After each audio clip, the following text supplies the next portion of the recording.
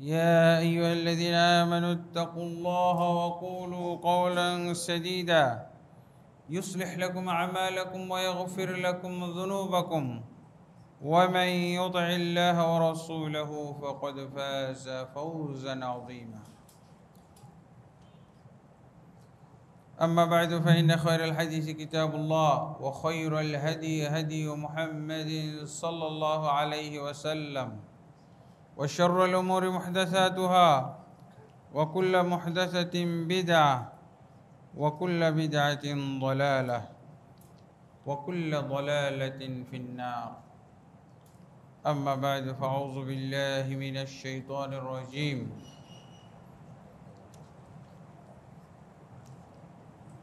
إنما أموالكم وأولادكم فتنة والله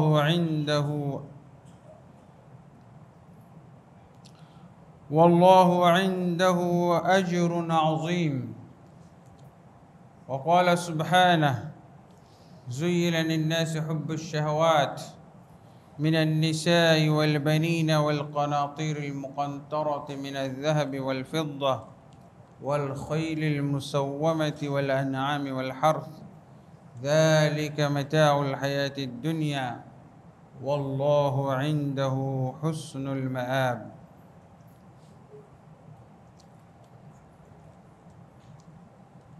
وقال النبي صلى الله عليه وسلم: ما تركت بعدي فتنة أضر من النساء على الرجال. رواه البخاري وغيره. আলহামদুলিল্লাহ, আল্লাহ তাবারক ওয়া তাআলার অসংখ্য অগণিত তারিফাত যে আল্লাহ আমাদেরকে বিভিন্ন ধরনের ফিতনা ফাসাদ থেকে মাহফুজ রেখেছেন এবং সহি সালামতে থাকার মধ্য দিয়ে আল্লাহ আমাদেরকে আজকে আসন্না কমপ্লেক্স জামে মসজিদে সালাতুল জুমা আদায় করার জন্য আসার তৌফিক দান করেছেন। আলহামদুলিল্লাহ রব্বিল আলামিন। নবী মুহাম্মদুর রাসূলুল্লাহ সাল্লাল্লাহু আলাইহি সাল্লামের প্রতি অসংখ্য অগণিত দরুদ ও সালাম নাজিল হোক। আল্লাহুম্মা সাল্লি আলাইহি, আল্লাহুম্মা বারিক আলাইহি, আল্লাহুম্মা সাল্লিম আলাইহি। অতঃপর মুসল্লিয়ানে কেরাম, আমি আজকে যে বিষয়ে খুতবা প্রদান করব সেটি হলো গত মাসে যে বিষয়ে খুতবা দিয়েছিলাম তারই শেষ অংশ বলা যেতে পারে, বা সেই খুতবা রিলেটেড আজকের খুতবা। বিভিন্ন প্রকার ফিতনা ফাসাদ নিয়ে খুতবা দিয়েছিলাম। তার মধ্যে বিশেষ কিছু ফিতনা নিয়ে আলোচনা শুরু করেছিলাম। ফিতনা প্রকারভেদ উল্লেখ করেছিলাম। তার মধ্যে একটা হলো বিশেষ ফিতনা। বিশেষ ফিতনা অর্থ হলো মানুষের ব্যক্তি জীবনে যেসব ফিতনা আসে, আর হলো সাধারণ ফিতনা মানে সামগ্রিকভাবে সমাজের জন্য, দেশের জন্য, রাষ্ট্রের জন্য যেসব ফিতনা। তো ব্যক্তি জীবনে যে ফিতনা মানুষ পড়ে, ফিতনা বলতে বিভিন্ন পরীক্ষার মধ্যে পড়ে, আযাব গজবের মধ্যে পড়ে, বিপদের মধ্যে পড়ে। তো এই বিষয়ে আমরা গত জুমার খুতবায় কিছু আলোচনা করেছি যে আল্লাহ তাবারক ওয়া তাআলা মানুষকে, সে মুসলমান হোক আর কাফেরই হোক, কিন্তু মুসলমানদেরকে ফিতনা থেকে বাঁচার যে ব্যবস্থা আল্লাহ দিয়েছেন সেটা অবলম্বন করতে হবে। মুসলমানদেরকে এই ফিতনাগুলো সম্পর্কে সতর্ক হতে হবে এবং সোচ্চার হতে হবে, সাবধান হতে হবে। ব্যক্তি জীবনে ফিতনার বর্ণনা দিতে গিয়ে আমরা 4 প্রকার ফিতনার কথা বলেছিলাম। এক প্রকার ফিতনা হলো বিভিন্ন ধরনের বালা মুসিবত, বিপদ আপদ, এর মাধ্যমে আল্লাহ ফিতনায় ফেলে দেন, পরীক্ষায় ফেলেন, বিপদ আপদ দিয়ে, বালা মুসিবত দিয়ে। এটা এক ধরনের ফিতনা, এটা আলোচনা করেছি। আর একটা হলো ফিতনা নিয়ামত দিয়ে, অসংখ্য নিয়ামত আল্লাহ তাবারক ওয়া তাআলা তার বান্দাদেরকে দান করেছেন। এই নিয়ামত পাওয়ার পরও বিপদ আপদে পড়লে যেমন ফিতনা হয়, বিপদ আপদ মুক্ত আনন্দ ফুর্তি শান্তি এই সময়ও ফিতনা, কোনোটাই কম না।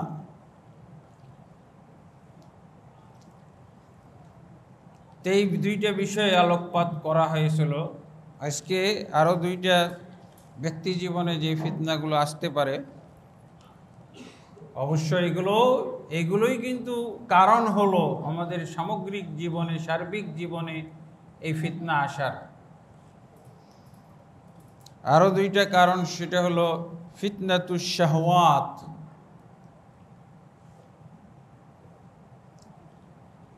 মন যা চায়, মানুষের মন যা চায়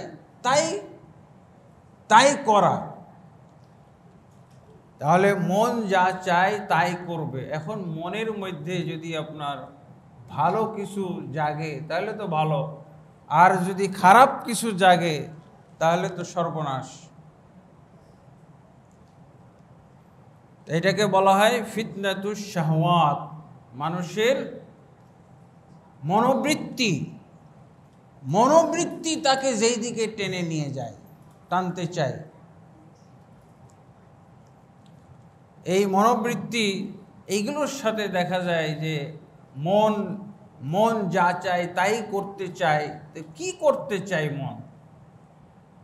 মানুষের আকর্ষণ, মানুষকে টানে, কি জিনিসে টেনে নিয়ে যায়? তার ঈমান, দ্বীন, ধর্ম এগুলো আর কিছুই সে দেখে না। এটা হলো শাহওয়াত। জান্নাতের মধ্যে তো আছে ফিহি মা তাশতাহিল আনফুসু ওয়া তালাজ্জুল আয়ুন। জান্নাতে আল্লাহ তাবারক ওয়া তাআলা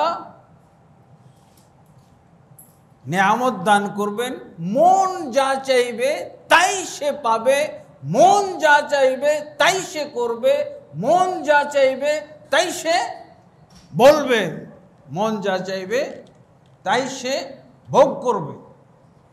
শুধু মন না, চোখ যা চাইবে, মন আর চোখ।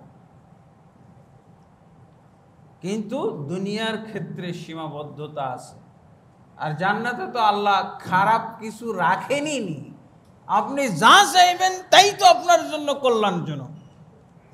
ওখানে তো খারাপ বলে কিছুই নাই, সবই তো কল্যাণজনক, সবই হলো ভালো, সবই আকর্ষণীয়, সবই বৈধ, হালাল, হারামের কিছু তো সেখানে নাই। কিন্তু দুনিয়ার ক্ষেত্রে মন যা চায় তাই আপনি করবেন, এটা হয় না, হবে না। এই জন্য আল্লাহ রাসূল সাল্লাল্লাহু আলাইহি ওয়াসাল্লাম থেকে একটা হাদিস এসেছে, লা ইউমিনু আহাদুকুম হাত্তা ইয়াকুনা হাওয়াহু তাবআন লিমা জিতু বিহি। কোনো ব্যক্তি মুমিন হইতে পারবে না যতক্ষণ পর্যন্ত তার মনটা, মুমিন হইতে পারবে যতক্ষণ পর্যন্ত তার মন, তার আকর্ষণ, তার চিন্তা ভাবনা, চিন্তা চেতনা আমি যা কিছু নিয়ে এসেছি তার অনুকূল না হবে। আপনি কল্পনাটাও করবেন রাসূল সাল্লাল্লাহু আলাইহি ওয়াসাল্লামের আনিত শরীয়ত রিসালাতের সীমানার ভিতরে, বাইরে যাইতে পারবেন না। তো আল্লাহ তাবারক ওয়া তাআলা এই বিষয়ে আমাদেরকে এই যে শাহওয়াত, আমার মন যা চায় মনোবৃত্তির খেলা কোথায় ঘটে থাকে, এগুলোর কিছু ক্ষেত্র আল্লাহ কোরআনে উল্লেখ করেছেন। যেমন আল্লাহ বলছেন, যুয়্যিনা লিন-নাসি হুব্বুশ শাহাওয়াতি মিনান নিসাই ওয়াল বানিন ওয়াল কানাতিরিল মুকান্তারা মিনাজ যাহাবি ওয়াল ফিদ্দা ওয়াল খাইলিল মুসাওওয়ামা ওয়াল আনআম ওয়াল হারস যালিকা মাতাউল হায়াতিদ দুনিয়া। এগুলো হলো ব্যক্তি বিশেষে ভিন্ন ভিন্ন হইতে পারে, অবস্থা বিশেষে ভিন্ন ভিন্ন হইতে পারে। হ্যাঁ, আমার যেটা মন চায় সেটা হয়তো আরেকজনের মন নাও চাইতে পারে। হ্যাঁ, একজন প্রেসিডেন্টের যা মন চায় একজন সাধারণ ব্যক্তির সেটা মন নাও চাইতে পারে। তার যোগ্যতা, তার যে অবস্থা, স্তর, লেভেল, সেই অনুযায়ী হইতে পারে। তা আল্লাহ বলছেন মানুষকে এইভাবে মানুষের কাছে সুশোভিত করে তুলে ধরা হয়েছে কি, হুব্বুশ শাহওয়াত, এই সমস্ত আকর্ষণীয় বিষয়গুলো। কি, এক নম্বরে হলো নিসা, মহিলা। এই যে মহিলা কেন্দ্রিক ফিতনা, এটা তো ওয়াজই করা যায়, দরকার নাই, এটা সব মুসল্লি বুঝে। মহিলা কেন্দ্রিক, মন যা চাই। আল্লাহ বলছেন যে মহিলা, নারী, তারপরে বানিন, সন্তান, ছেলে মেয়ে, তারপরে অঢেল সম্পদ। মানুষ সম্পদ যখন কামাই করতে চায়, তার মন চায় যে আমি অঢেল সম্পদ কামাই করি। এই যে আমাদের সব গত সরকারের নেতা নেত্রীগুলো পালিয়ে গেল, সবার কিন্তু একটাই বড় অপরাধ দেখা যায়, সব আত্মসাৎ করা, টাকা পয়সা, এক একজনের যে সম্পদ তৈরি করে ফেলেছিল। তো এগুলো কিভাবে করেছিল? তো মানুষ এইরকম স্বর্ণ, চাঁদি, তারপরে দেখা যায় যে যারা গ্রামের মানুষ বা আগের যুগে ঘোড়াকে বিশাল সম্পদ মনে করত। এই তারপরে পশু সম্পদ, গ্রাম অঞ্চলে এখনও অনেকের বাড়িতে অনেক পশু সম্পদ থাকে, গরু এতগুলো, গোয়াল ভর্তি, ছাগল এতগুলো, এইটার দিকে আকর্ষণ। ক্ষেত খামার, শস্য ফসল, ক্ষেত, মানুষ দেখা যায় যে এই ক্ষেত খামার নিয়ে, শস্য ফসল নিয়ে তার আকর্ষণ। এরকম শত শত মন, হাজার মন সে ধান উঠাবে মৌসুমে, গম উঠাবে, জব উঠাবে, বিভিন্ন শস্য ফসল, এরই তার আকর্ষণ। এখানেই সে আল্লাহ তাবারক ওয়া তাআলার দেয়া সীমা অতিক্রম করে। তা আল্লাহ বলছেন, যালিকা মাতাউল হায়াতিদ দুনিয়া, এগুলো হলো দুনিয়ার ক্ষণস্থায়ী সম্পদ। ওয়াল্লাহু ইনদাহু হুসনুল মাআব, অথচ আল্লাহর কাছে রয়েছে উত্তম পরিণতি সব কিছুর ব্যাপারে। কিন্তু দেখা যায় যে আমরা এই জায়গাগুলোতেই এমনভাবে আকৃষ্ট হয়ে যায়, এই সমস্ত ক্ষেত্রে, এই সমস্ত খাতে, যে আমার প্রত্যেকটা খাতেই আমার কি হয়, আখেরাত আমি ধ্বংস করে ফেলে দিই, আমার ঈমান ধ্বংস করে ফেলে দিই, আমার দিন ধ্বংস করে ফেলে দিই। এই যে নারীর পিছনে ছুটতেছে, এক নম্বর আইটেম আল্লাহ কি বলছেন, নারী।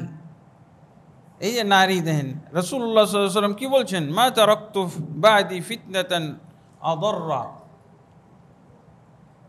আমার পরে রাসূলুল্লাহ সাল্লাল্লাহু আলাইহি ওয়াসাল্লামের মতো ব্যক্তি, উনি তার অনুভূতি, তার অভিজ্ঞতা থেকে উনি বলছেন যে আমার মৃত্যুর পর এই উম্মতের জন্য উম্মতের পুরুষ ব্যক্তিদের জন্য মহিলাদের চেয়ে বড় ফিতনা আমি আর রেখে গেলাম না। সবচেয়ে বড় ফিতনা যেটা রেখে গেলাম সেটা হলো কি,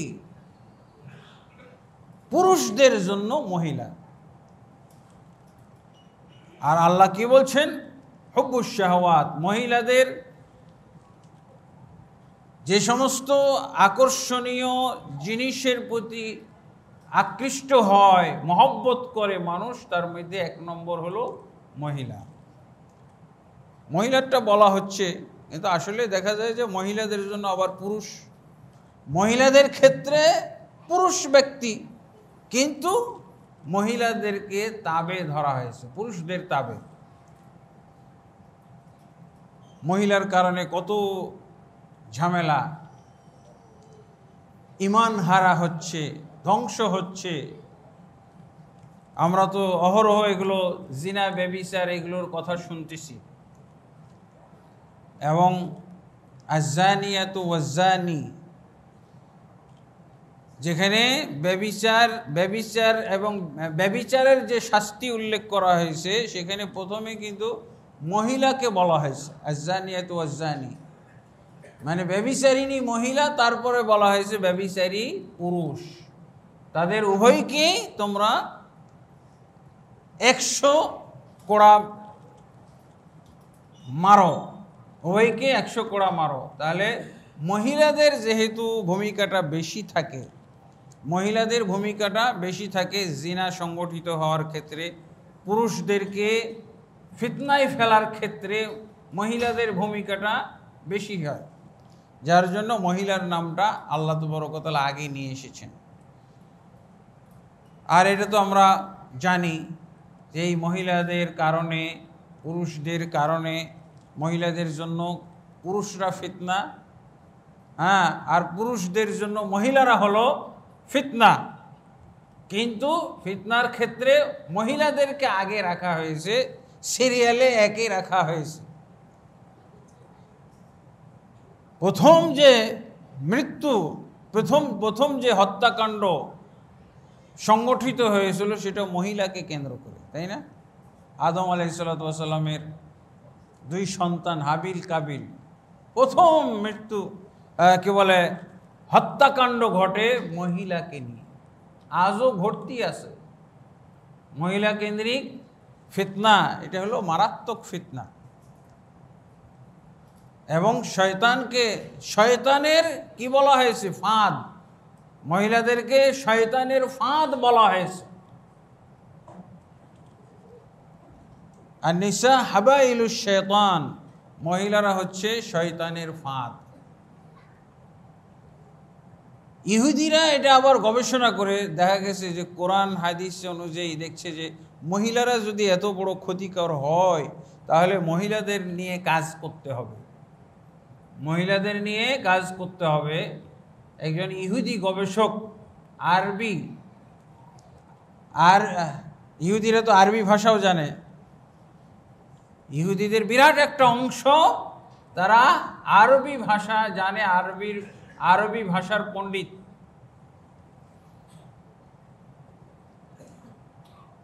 সে কি বলছে, কাসুন ওয়া গানিয়াতুন তাফআলানি ফি তাহতিমিল উম্মাতিল মুহাম্মাদিয়্যা মা লা ইয়াফআলুহু আলফ মিদফা। বলছে একটা যদি তুমি নারী সংগ্রহ করতে পারো, একটা নারীকে যদি তুমি তোমার মতো করে, তোমার পরিকল্পনা মোতাবেক যদি গড়ে তুলতে পারো, একটা নারী, কাসুন ওয়া গানিয়াতুন, এবং 1 কাপ মদ, এই দুইটা যদি তুমি ব্যবহার করতে পারো, একটা নারী এবং মদ, নারী এবং মদ এই দুইটা যদি তুমি ঠিক মতো ব্যবহার করতে পারো, তাহলে একটা নারী এবং এক গ্লাস মদ দিয়ে এমন কাজ হইতে পারে যেটা 1000 ক্ষেপণাস্ত্র দিয়েও হবে না। 1000 ক্ষেপণাস্ত্র দিয়ে যা না হবে, একটা মহিলাকে যদি তুমি ওইভাবে গড়ে তুলতে পারো, তাহলে তাকে দিয়ে কাজ হবে।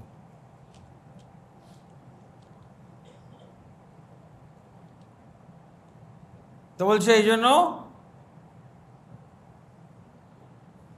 তখন কি বলছে, আইয়ু ইয়াউমি, এই জন্য আমাদেরকে মহিলা নিয়ে কাজ করতে হবে, মহিলাকে নিয়ে কাজ করতে হবে। মহিলারা একটা তাদের ইহুদিদের একটা কর্মক্ষেত্র, গবেষণার জায়গা। বলছে যেদিনই মহিলাদেরকে আমরা ফাঁদে ফেলতে পারবো, আমাদের চক্রান্তে ফেলতে পারবো, আমাদের ষড়যন্ত্রের মানে সফল অংশ বানাইতে পারবো, ফুজনা বিল মুরাদ, তখন আমরা কি হয়ে যাব, আমাদের উদ্দেশ্য সফল হয়ে যাবে। ওয়াতাবাদ্দাদা জুয়ুশুল মুনতাসিরিনা লিল ইসলাম, ইসলামের জন্য এই হুজুররা সারা দুনিয়ায় যে চিল্লাচিল্লি করবে, এতে কোনো কাম হবে না, কোনো কাম হবে না। মহিলাদের যদি আমাদের ডাকে সাড়া দিয়ে দেয়, মহিলাদেরকে যদি আমাদের মতো করে আমরা গড়ে তুলতে পারি, তাহলে ইসলামের জন্য যে সেনাবাহিনী কাজ করতেছে, মুমিন বাহিনী সারা দুনিয়ায়, এরা সব ফেল মারবে, এরা সব ফেল করবে। আর একটা মহিলা নিয়ে এসে এইখানে, এই যে মসজিদের পাশে আপনি নাচা শুরু করাই দেন না, দেখবেন এখানে কয়জন মুসল্লি, আরে ওখানে এই জুমার দিনে তাও কিচ্ছুই বুঝবে না, এই জুমার দিনের পবিত্রতাও খেয়াল করবে না। কারা আসবে? মুসলমান দৌড়ে দৌড়ে আসবে, মুসলমান যুবকেরা চলে আসবে, এখানে ভিড় লাগিয়ে দেবে। অনেক জায়গায় আমরা যাই, তো মাঝে মধ্যে ওয়াজ মাহফিলে যাই, ওয়াজ মাহফিলে গিয়ে দেখি শ্রোতা নাই। কি কারণ কি? বলছে ওই যে আর একটা সাউন্ড শোনা যায় না, ওখানে একটা গানের প্যান্ডেল হয়েছে, অমুক মহিলা অমুক গায়িকা আসছে, বাস ওয়াজ মাহফিল, ওয়াজের প্যান্ডেল খালি হয়ে গেছে, নাই। ইন্না লিল্লাহি ওয়া ইন্না ইলাইহি রাজিউন, বাস্তবতাটা তাই না? তারপরও তো কত, এমনি তো তাদেরকে বেপরদায় ছেড়ে দেওয়া, বেপরদা। আল্লাহ রাসূল সাল্লাল্লাহু আলাইহি ওয়াসাল্লাম বলছেন এরা হলো জাহান্নামী গ্রুপ, জাহান্নামের এরা অধিবাসী। রাসূল সাল্লাল্লাহু আলাইহি ওয়াসাল্লাম বলছেন নিসাউন কাসিয়াতুন আরিয়াতুন, অচিরেই আমার উম্মতের মধ্যে এরকম মহিলাদের আবির্ভাব ঘটবে, এরকম মহিলা দেখা যাবে। কারা কি? কাপড় পরেও উলঙ্গ অবস্থা থাকবে, কাপড় পরে উলঙ্গ। কাপড় পরে উলঙ্গ হওয়ার ব্যবস্থা কে করে দিয়েছে? এই ইহুদিদের গবেষণা। কাপড় পরেও যেন তারা উলঙ্গ, এটা যেন আর এক ফিতনা। ডাইরেক্ট উলঙ্গ হয়ে থাকলে দেখা যেত, এখনো খালি চোখ ফিরায়, গভীরভাবে চোখ ভিতরে ঢুকাইতেছে, যা যা কোথায় কি আছে সব ঠিকানা মতো চোখ সে ফিট করতেছে, নাউজুবিল্লাহ। রাসূল সাল্লাল্লাহু আলাইহি ওয়াসাল্লাম সেই যুগে বলে গেছেন, আর ইহুদিরা গবেষণা করে এগুলোই বের করেছে।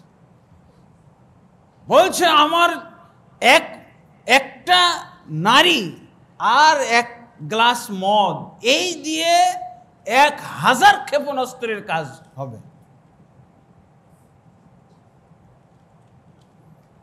এই জন্য আমাদেরকে মহিলা নিয়ে কাজ করতে হবে, মহিলা তৈরি করতে হবে। আমরাও তো মুসলমানরা তৈরি করে দিয়েছি মহিলাকে যেখানে যেখানে নিলে ফিতনা হবে, যেখানে যেখানে নিলে সেট করলে এই মুসলিম সমাজের অপবিত্রতা আসবে, পবিত্রতা ক্ষুণ্ণ হবে, সেখানেই আমরা নিয়েছি, সেখানে আমরা তাকে ব্যবসার পণ্য বানাই নিছি। ব্যবসার অ্যাড মহিলা ছাড়া হয় না, উলঙ্গ, আবার উলঙ্গ লাগে। একটা খাবার জিনিস, একটা পানীয় জিনিস, হ্যাঁ, একটা সিম কার্ড আমি কিনবো, তাতেই দেখা যায় যে মহিলাদেরকে উলঙ্গ করে সাজিয়ে কিভাবে নাচানো হচ্ছে তাদেরকে, নাউজুবিল্লাহ। আর বর্তমান যুগে তো আমরা দেখতেছি যে মহিলাদের ক্ষমতায়নের আন্দোলন চলতেছে, মহিলাদের ক্ষমতায়ন। মুসলমানও বলছে মহিলাদেরকে ক্ষমতায় বসাইতে হবে, মহিলাদেরকে ক্ষমতায় বসাতে হবে। এগুলো সব ইহুদিদের চক্রান্ত বাস্তবায়নে ইহুদিদের তারা আনসার হয়ে গেছে, ইহুদিদের তারা কি হয়ে গেছে, সহায়ক, ইহুদিদের সহযোগী, ইহুদিদের প্ল্যান বাস্তবায়নকারী। মহিলাদের ক্ষমতায়ন, তোমরা কি পুরুষরা, আমরা তো যে মিডল ইস্টে ঘুরি, মক্কা মদিনার দেশে যাই, নাউজুবিল্লাহ, আমাদেরকে তারা বিদ্রুপ করে জোক করে বলে হাসিনা হাসিনা হাসিনা। আরে আমি হাসিনা হব কেন? আমি দোকানে গেছি কিছু পণ্য কিনতে, হাসিনা হাসিনা, এই যে হাসিনা আসছে, আমি নাকি হাসিনা। এর আগে যখন খালেদা জিয়া ছিল তখন আমাদের কি পুরুষ মানুষকে বলে খালেদা খালেদা। তারপর কেউ কেউ দুঃখ কষ্ট করে বলে, কেউ কেউ বলেও এরকম যে তোমাদের দেশে কি পুরুষ নাই, দেশ চালানোর মতো পুরুষ লোক খুঁজে পাওয়া যায় না, খালি মহিলাই তোমরা পাও, এই দুই মহিলার একটা থাকতেই হবে। আর এরা এসে নারী ক্ষমতায়ন, নারী ক্ষমতায়ন নিয়ে ব্যস্ত। নারী ক্ষমতায়ন, নারীর কাজ হলো বাড়িতে, সে প্রেসিডেন্ট তৈরি করবে, প্রেসিডেন্ট গড়ে তোলার ফাউন্ডেশন, প্রেসিডেন্ট গড়ে তুলবে, প্রধানমন্ত্রী গড়ে তোলার ফাউন্ডেশন হবে সৎ প্রেসিডেন্ট, সৎ প্রধানমন্ত্রী, সৎ মন্ত্রী, সৎ এমপি, সৎ চেয়ারম্যান, সৎ মেম্বার, সৎ নেতা, এগুলো গড়ে তোলার কাজ হলো মহিলা। মহিলা হলো কারখানা এটার, আর একই বাইরে নিয়ে আসছে, নাউজুবিল্লাহ। মানে আমরা যে বলি না সরিষা দিয়ে নাকি ভূত ছাড়ানো, এখন সরিষার মধ্যেই ভূত ঢুকাই দেওয়া হয়েছে মহিলা দিয়ে। মহিলাকে আল উম্মু মাদ্রাসাতুন, পুরুষের ব্যাপারে বলা হয় না। আরবিতে একটা কবিতা আছে, আল উম্মু মাদ্রাসাতুন ইযা আদাত্তাহা, মহিলা হচ্ছে একটা বিদ্যালয়, আসল বিদ্যালয়, প্রাথমিক বিদ্যালয়। এই বিদ্যালয় থেকে যদি কোনো ছাত্র বের হয়, সুন্দরভাবে কি বলে শিক্ষা গ্রহণ করে, এই মহিলার কাছে বেশিক্ষণ থাকে না পুরুষের কাছে। এখন তো আমরা ভাগাভাগি করে নিয়েছি, এখন তো থাকে কার কাছে, গৃহ পরিচারিকার কাছে, এখন থাকে কি বলে কাজের মেয়ের কাছে, বুয়ার কাছে থাকে।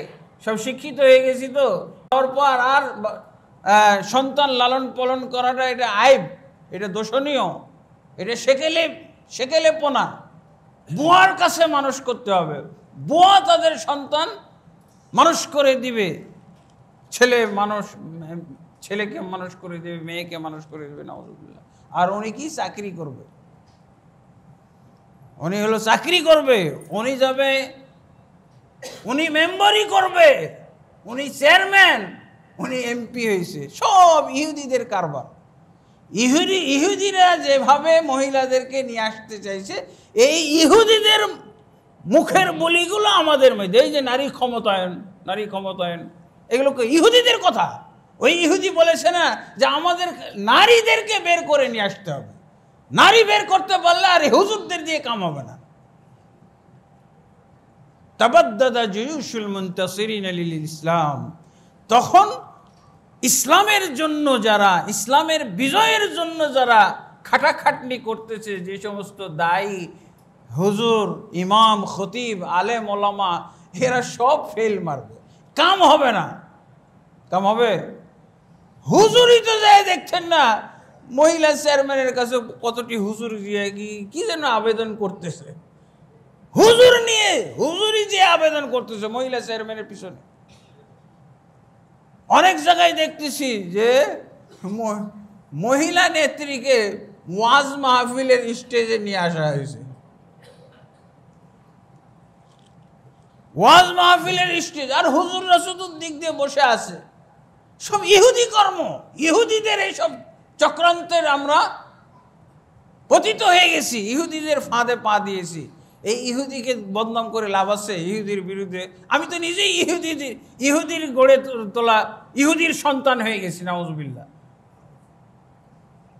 নারী ক্ষমতায়ন, নাউজুবিল্লাহ।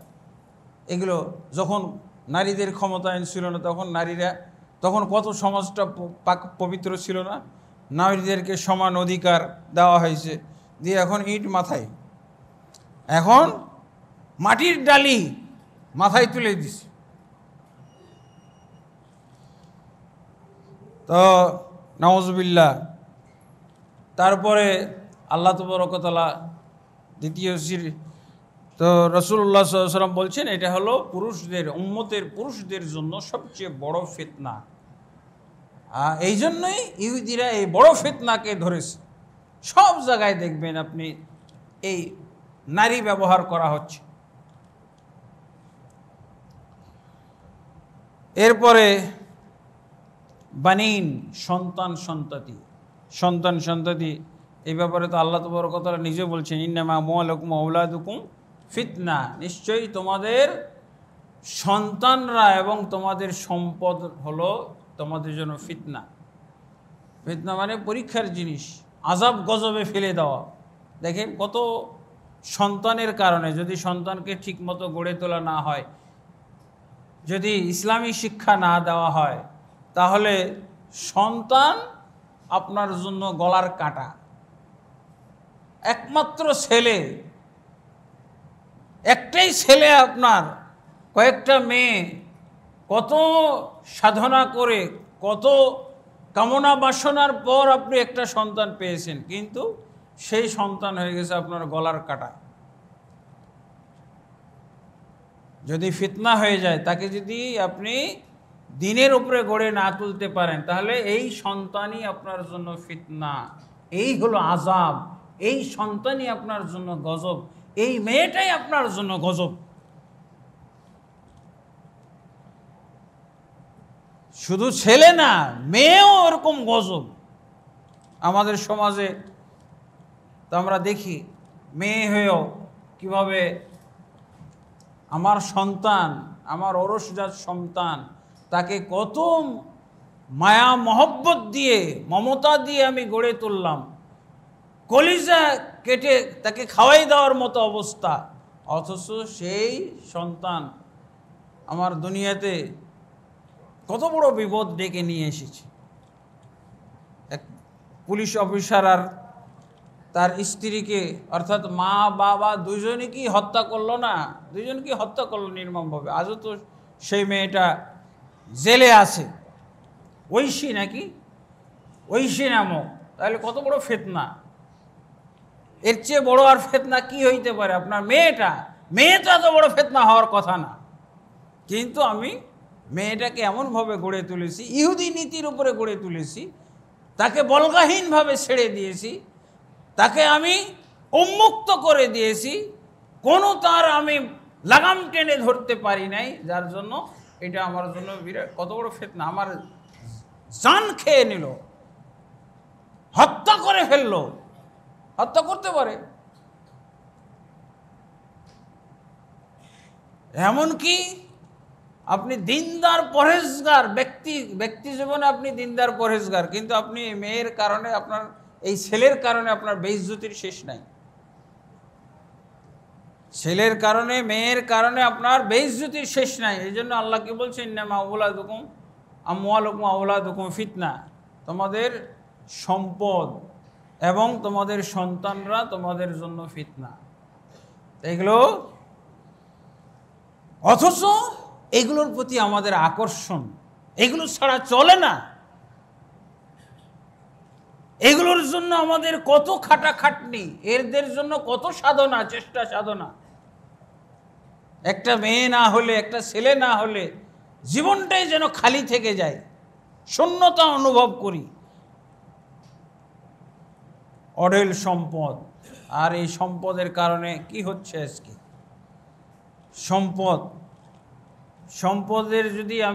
সম্পদটা যদি আমি আল্লাহর নির্দেশিত, রাসূল সাল্লাল্লাহু আলাইহি ওয়াসাল্লামের নির্দেশিত পন্থায় ইনকাম না করি, সেটা যদি আমি ব্যয় না করি, তাহলেও কিন্তু এটা বিরাট ফিতনা। দুনিয়ায় ফিতনা, আখিরাতেও ফিতনা।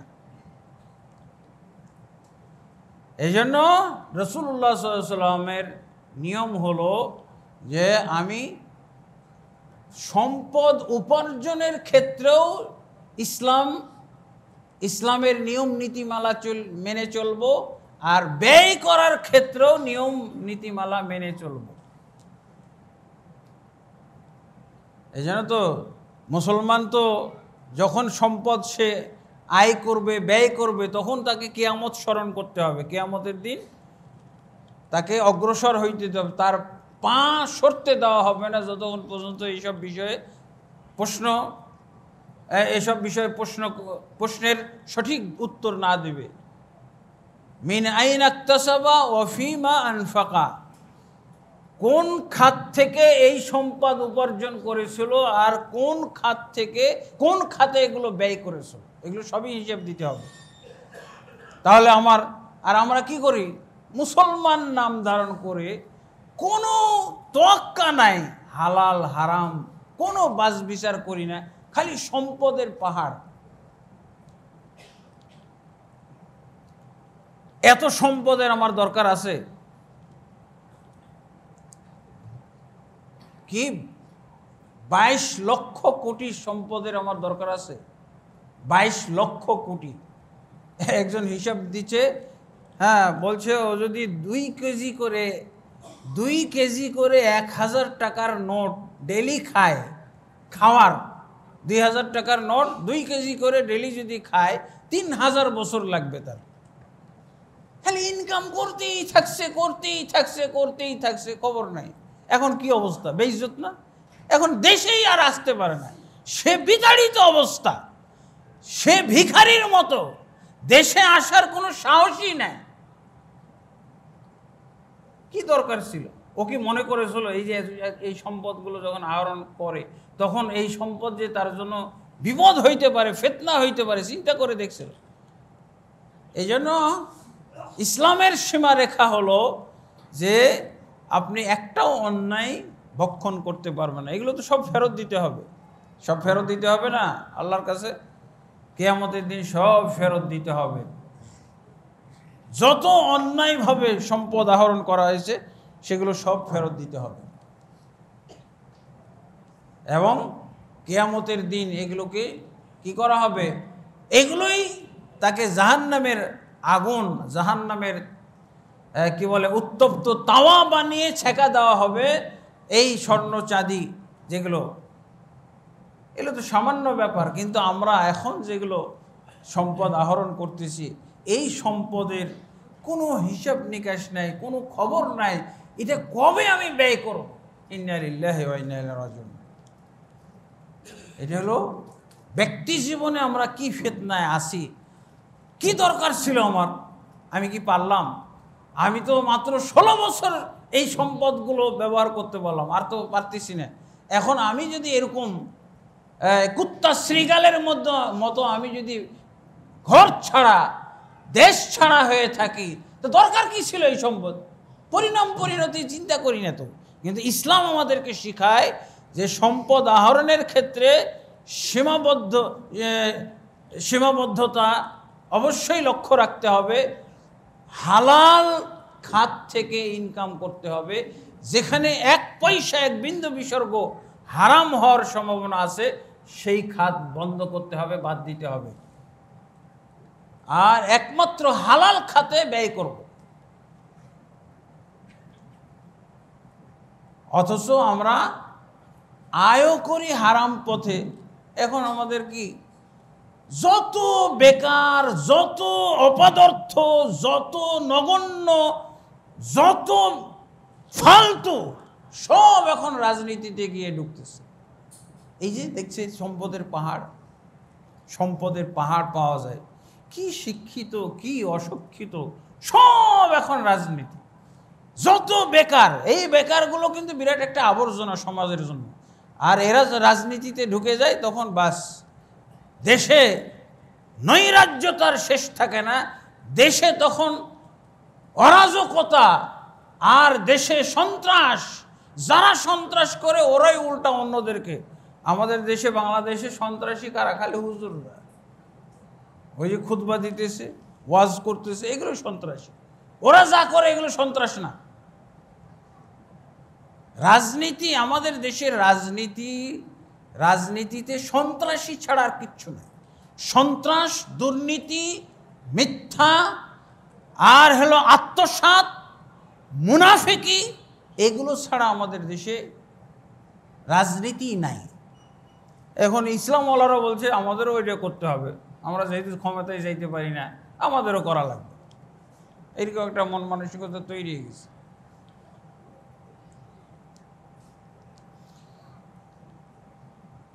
অথচ আল্লাহ কি বলছেন, এগুলো হলো দুনিয়ার এই জীবন যারা শুধু দেখে তাদের কাম। আখেরাতের জন্য যারা আখেরাতকে চিন্তা করে তাদের ব্যাপারে আল্লাহ কি বলছেন, কুল আউনাব্বিউকুম বিখাইরিম মিন যালিকুম, হে রাসূল বলে দিন তোমাদেরকে কি আমি এগুলোর চাইতে উত্তম কিছু বলবো, লিল্লাযিনা ইত্তাকাউ, যারা আল্লাহকে ভয় করে। আল্লাহকে ভয় করে তাদের জন্য কি আছে, জান্নাত, যার তলদেশ দিয়ে নদী নালা নহর প্রবাহিত, খালিদিনা ফিহা, তারা চিরদিন এর মধ্যে বসবাস করবে। ওয়া আজওয়াজুম মুতাহহারা, এবং সেখানে থাকবে স্ত্রী থাকবে যারা পবিত্র সতী সাধ্বী স্ত্রী সেখানে থাকবে, এবং আল্লাহ তাবারক ওয়া তাআলার সন্তুষ্টি তাদের উপরে অবারিত থাকবে। এই পরের আয়াত, প্রথম আয়াতে আল্লাহ তাবারক সূরা আলে ইমরানের 14 নম্বর আয়াতে আমরা দুনিয়ায় যে আকর্ষণীয়, আমাদের মন যা চায় তাই আমরা করতে চাই যে সমস্ত ক্ষেত্রে, সেগুলো আল্লাহ উল্লেখ করেছেন। এরপরে আল্লাহ কি বলছেন, যে উত্তম হলো তাকওয়া অবলম্বন করা। তাকওয়া কিভাবে? তাকওয়া অর্থ হলো আল্লাহর ভয়ে, আল্লাহ যা আদেশ করেছেন সেগুলো পালন করা, বাস্তবায়ন করা, আর আল্লাহর ভয়ে তিনি যা নিষেধ করেছেন, হারাম করেছেন, এগুলো থেকে বিরত থাকা। একটাই হলো লাগাম। তাকওয়া হলো সব কিছুর লাগাম। আমি তাহলে আমার ব্যক্তি জীবনে যে শাহওয়াত, মনোবৃত্তির পূজা থেকে যা কিছু অনিষ্টতা আমার জীবনে আসে, যে সমস্ত অকল্যাণ আসে, যে সমস্ত বিপদ আমার উপরে চাপে, এগুলো থেকে আমি রেহাই পেয়ে যাব দুনিয়াতে এবং আখেরাতে, যদি আমি তাকওয়া অবলম্বন করতে পারি। আল্লাহ রাসূল সাল্লাল্লাহু আলাইহি ওয়াসাল্লাম তো বলছেন, নি'মাল মালুস সালিহু লিল আবদিস সালেহ, সেই সম্পদ, সেই অঢেল সম্পদ কতই উত্তম যদি সেটা নেককার বান্দার হাতে থাকে। নেককার বান্দার হাতে যদি যেই সম্পদ থাকে, এই সম্পদটা কতই উত্তম। সম্পদ খারাপ না, সম্পদ ভালো, অঢেল সম্পদও ভালো, কিন্তু যদি সৎ ব্যক্তির কাছে থাকে।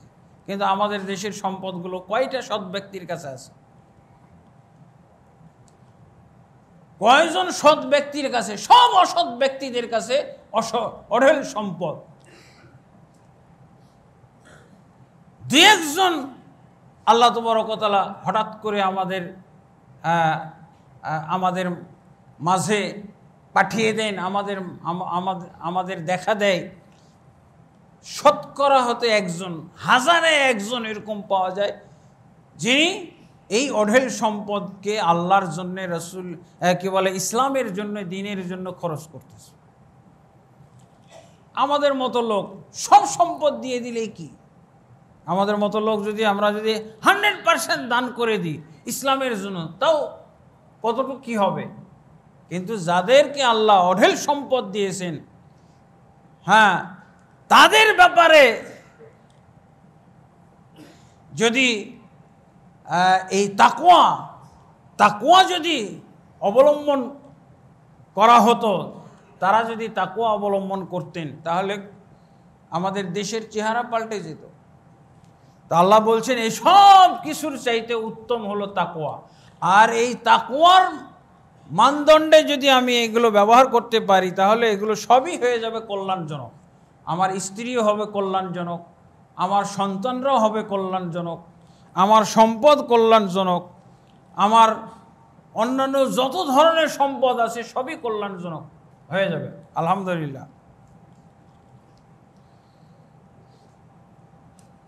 এই জন্য তো স্ত্রীকে বলা হয়েছে খাইরু মাতাঈদ দুনিয়া, দুনিয়ার মধ্যে সবচেয়ে মানে মূল্যবান সম্পদ হলো স্ত্রী, সবচেয়ে দামি সম্পদ হলো স্ত্রী। আপনার স্ত্রীর মাধ্যমে দুনিয়ার শান্তি আসতে পারে, আখেরাতের শান্তি, আপনি জান্নাত পাইতে পারেন। তাহলে অবশ্যই আমাদেরকে এই ফিতনা থেকে বাঁচতে হলে আমাদেরকে ঈমান আনতে হবে, তাকওয়া অবলম্বন করতে হবে। তাহলে ইনশাআল্লাহ আমরা এই ফিতনা থেকে বাঁচতে পারবো এবং রাসূল সাল্লাল্লাহু আলাইহি ওয়াসাল্লামের সুন্নাহ মোতাবেক আমাদের জীবন পালন করতে হবে। আল্লাহ যা হারাম করেছেন এই হারামগুলো থেকে বর্জন করে চলতে হবে। আল্লাহ যা হালাল করেছেন এই হালালের সীমারেখার মধ্যে থাকতে হবে এবং আমাদেরকে অবশ্যই এর মধ্যে দৃঢ় থাকতে হবে এবং আল্লাহর কাছে আমাদের দোয়া করতে হবে। দোয়াটা হলো বিরাট বড় হাতিয়ার। আপনি এই ফিতনা ফাসাদ একটা দোয়া আল্লাহ রাসূল সাল্লাল্লাহু আলাইহি ওয়াসাল্লাম করতেন, আল্লাহুম্মা ইন্নী আউযু বিকা মিনাল ফিতান মা যাহারা মিনহা ওয়া মা বাতান। হে আল্লাহ, আমি তোমার কাছে পানাহ চাই ফিতনা থেকে, যে প্রকাশ্য ফিতনা আর অপ্রকাশ্য গোপন ফিতনা থেকে আমি তোমার কাছে রক্ষা চাই, পরিত্রাণ চাই। তো এইভাবে আমাদেরকে দোয়াও করতে হবে। আল্লাহুম্মা ইয়া মুকাল্লিবাল কুলুব সাব্বিত কলবি আলা দীনিকা, হে অন্তর পরিবর্তনকারী, তুমি আমার অন্তরকে তোমার দ্বীনের উপরে কায়েম রাখো, তোমার দ্বীনের উপরে দৃঢ় রাখো। এইভাবে আল্লাহর কাছে দোয়া করতে হবে। কিন্তু কোথায় আমরা দোয়া করি? দোয়া আমাদের আনুষ্ঠানিকতা হয়ে গেছে। দোয়া মানে হুজুর দোয়া করবে আর আমি আমিন আমিন বলবো, বাস। প্রকৃত দোয়া, আল্লাহর কাছে চাওয়া পাওয়ার যে দোয়া, এই দোয়া কয়জন করি? এই দোয়াগুলো এখন আমাদের রাজনৈতিক দোয়া হয়ে গেছে।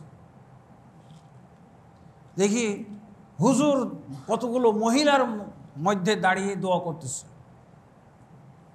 নেতার কবরে দাঁড়িয়ে সম্মিলিত দোয়া করতেছে, আহলে হাদিস হুজুর, ইন্না লিল্লাহ, এসব দৃশ্য দেখা যায়। আর তার ডানে বামে সামনে পিছনে সব খালি মহিলা, দোয়া হচ্ছে। এগুলো দোয়া হলো ফাইজলামি। যেসব দোয়া রাজনৈতিক কর্মকাণ্ডের অংশ হিসেবে পালন করা হয়, এগুলো দোয়া না, এগুলো সব ফাইজলামি। দোয়ার নামে দোয়াকে বেইজ্জত করা হচ্ছে, দোয়ার অবমাননা। এগুলো কোনো রাজনৈতিক কর্মকাণ্ডের সাথে দোয়া হইতে পারে না, এই দোয়া করা যাবে না। কোনো আলেমের এই দোয়া করতে যাওয়া যাবে না। একটা শুধু এই ক্ষেত্রে হাদিস বলবো, রাসূলুল্লাহ সাল্লাল্লাহু আলাইহি ওয়াসাল্লাম বলছেন 5 শ্রেণীর লোক জাহান্নামী। একটা হলো দুর্বল। 1 নম্বরে আল্লাহ রাসূল সাল্লাল্লাহু আলাইহি ওয়াসাল্লাম দুর্বল লোক, দুর্বল প্রকৃতির লোক, এদের কথা বলছেন। কারণ কি? এরা দুর্বল কোন দিক থেকে? মানসিক দিক থেকে দুর্বল, সব দিক থেকেই দুর্বল। কারণ এদেরকে ফিরাচ্ছে না, কোনো কিছু ফিরাচ্ছে না, তারা শুধু অগ্রসরই হচ্ছে। এই যে নিম্ন শ্রেণীর লোকেরা, বস্তির লোকেরা, এরা কি করে? এরা শুধু নেতাদের আজ্ঞা বহন করে, নেতারা যা আদেশ দেয় ওটা করে ফেলে। এই ওরে মেরে দে, মেরে দিল, শেষ। তারপরে খেয়ানতকারী, ওই খেয়ানতকারী, যে খেয়ানতকারী মানে লোভ লালসায় আক্রান্ত। তো লোভ লালসা যার মধ্যে থাকে সেই তো খেয়ানত করে, আত্মসাৎ করে। যদিও সামান্য কিছু হয়, বেশি জিনিসও খেয়ানত করে আর কম জিনিসও খেয়ানত করে। সামান্য ওকে যদি আপনি মাছ ভাগ করতে দেন, তারপরও ওরটা বেশি নেবে। এই হলো অবস্থা। তারপরে হলো ওই ব্যক্তি, যে ব্যক্তি আপনাকে ধোঁকা দেয়, আপনাকে সরাসরি ধোঁকা দেয়, অথবা আপনার পরিবার পরিজনের ক্ষেত্রে ধোঁকা দেয়, আপনার স্ত্রীর ক্ষেত্রে আপনাকে ধোঁকা দিয়ে দেয়। তারপরে সম্পদের কারণে কখন মানুষ বিপদে ফিতনায় পড়ে, যখন এই সম্পদগুলো আল্লাহর রাস্তায় ব্যয় করে না, বখিলি করে, কার্পণ্যতা করে, ইসলামের জন্য, দ্বীনের জন্য খরচ করতে যখন কার্পণ্যতা করে, তখন এই লোকের সম্পদ তাকে কি করে, জাহান্নামে নিয়ে যায়। তারপরে পঞ্চমটা হচ্ছে আশ-শিনজিরুল ফাহাশ, মানে অসচ্চরিত্রবান, মানে খারাপ, যাদের ব্যবহার খারাপ, অসচ্চরিত্রবান, এই লোকেরা কি জাহান্নামে। এই 5 জন লোক সম্পর্কে আল্লাহ রাসূল সাল্লাল্লাহু আলাইহি ওয়াসাল্লাম বলছেন জাহান্নাম। তারপরে আরেকটা হলো, আরেক প্রকার ফিতনা হলো ফিতনাতুশ শুবহাত। শুবহাত সংশয়ের ফিতনা, সংশয়ের ফিতনা, অজ্ঞতা থেকে তৈরি হয়। সংশয়ের ফিতনা অজ্ঞতা থেকে তৈরি হয়, সন্দেহ এগুলো থেকে আসে এই ফিতনা। এটা হলো আরও মারাত্মক ফিতনা। এই ফিতনা থেকে মানুষ গোমরাহ হয়, কাফের হয়, শিরকে লিপ্ত হয়, মুনাফিকিতে লিপ্ত হয়, বেদাতে লিপ্ত হয় এবং সংশয়বাদী তৈরি হয়। এই যে আল্লাহ রাসূল সাল্লাল্লাহু আলাইহি ওয়াসাল্লাম যে বলছেন যে আমার উম্মত ৭৩ দলে বিভক্ত হবে, ৭২টাই জাহান্নামী। ৭২টা জাহান্নামী মানে কি? এরা হলো শুবহাতপন্থী, এরা সবাই শুবহা বলতে একটা হলো অজ্ঞতার কারণে, আর একটা হলো যে জ্ঞান তাদের কাছে আছে সেই জ্ঞানের মধ্যে স্পষ্টতা, স্বচ্ছতা নাই। অজ্ঞতার কারণে আমরা জাহিলি যুগ বলি, তাই না? জাহিলি যুগ কি কুফরি যুগ না, শিরকের যুগ না? জাহিলি যুগ আমরা বলি কেন? যে জাহালাত হলো এমন একটা দোষ, এই দোষ থাকলে আপনি শিরকও করবেন, কুফরিও করবেন, মুনাফিকি করবেন, সবই করবেন যদি অজ্ঞতা আপনার কাছে থাকে। এই যে দেখেন আজকে আমাদের সমাজে কি দেখছি, এই যে পূজার মৌসুমে কি দেখছি, দলে দলে পালে পালে সব হিন্দু দুর্গা পূজায় শরিক হচ্ছে। মুসলমান নেতা, কিসের নেতা? ধর্মনিরপেক্ষ কথা। আমার মনে হচ্ছে এদেরকে দেখে এরা ইসলাম পালনের চাইতে পূজাতে বেশি মজা পাইতেছে। এই নেতাগুলোকে যে যা দেখতেছি, এরা মনে হয় ইসলাম পালনে মসজিদে এসে এত মজা পায় না, যত মজা পাইতেছে এই পূজাতে গিয়ে, পূজা মণ্ডপে গিয়ে যে মজা পাইতেছে। এটা কিসের কারণে? অজ্ঞতা একেবারে পরিপূর্ণ। কিসের ও মুসলমান? কিসের দাবি করে মুসলমান? ওদের নামগুলো চেঞ্জ করে দেওয়া দরকার। এই যে সমস্ত লোকগুলোকে আমরা এই পূজা মণ্ডপে দেখতেছি, এগুলো হলো নো হিন্দু। আমরা তো নো মুসলমান নিয়ে ব্যস্ত আছি। নো মুসলমান, নো হিন্দু, নো অমুসলিম, এগুলোতে এখন বেশি পাওয়া যাচ্ছে। এগুলো আমাদের জন্য হতাশার কারণ হওয়া দরকার। দলে দলে পালে পালে সব নো হিন্দু হইতেছে। এদের মধ্যে ইসলাম থাকার কোনো সম্ভাবনা নাই। এরা কেন গেছে? এরা মুসলমান হয়েও ওই পূজাতে গেছে কেন? সংশয়। আহলুস শুবহাত, এরা হলো আহলুস শুবহাত। এক বদমাশ বলতেছে যে রোজা আর পূজা একই জিনিস। ইন্না লিল্লাহি ওয়া ইন্না ইলাইহি রাজিউন।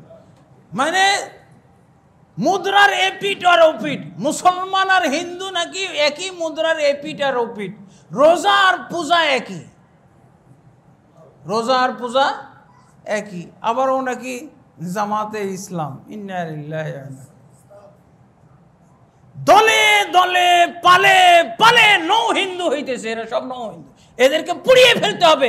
মারা গেলে এদেরকে পুরানো শ্মশানে নিয়ে পুড়াইতে হবে। কোনো সুযোগ নাই তাদেরকে কবরস্থানে, মুসলমানদের কবরস্থানে নেওয়ার কোনো সুযোগ নাই। আছে? এরা তখন বুঝবে, এর আগে বুঝবে না। এদের পরিণতি কি এরা বুঝবে না। কে এদেরকে এগুলো শিখাইলো? কেউ শিখাইছে? সব অজ্ঞতার জোরে এই কামগুলো করতেছে। অজ্ঞতার জোরে এই কাজগুলো তারা করে যাচ্ছে। নাউজুবিল্লাহ। আল্লাহ তাবারক ওয়া তাআলা তাদেরকে বুঝার তৌফিক দান করুন। মুনাফেক কোথা থেকে এসে? শুভা, হ্যাঁ, সংশয়বাদী। দেখবেন একটা যুক্তির কারণে যাইতেছে, ভোট নেওয়ার জন্য যাইতেছে, নাউজুবিল্লাহ। যারা খাঁটি, তারা বলছে আমরা ইসলামী শরিয়া মানি না, ইসলামী শরিয়া আমরা স্বীকার করি না, মানি না, এরা যাইতে পারে। কিন্তু যারা ইসলামী শরিয়া চালু করবে তারা কেন দলে দলে পালে পালে এই দুর্গা পূজায় যাইতেছে? ইন্না লিল্লাহি ওয়া ইন্না ইলাইহি রাজিউন। আল্লাহ তাবারক ওয়া তাআলা আমাদেরকে এই সংশয় থেকে মুক্ত হওয়ার তৌফিক দান করুন। এই জন্য ইসলামের প্রথম ফরজ হলো এলেম অর্জন করতে হবে। এগুলো হলো ইসলাম ভঙ্গের কারণ, যা ঘটাচ্ছি আমরা ইসলাম ভঙ্গের কারণ।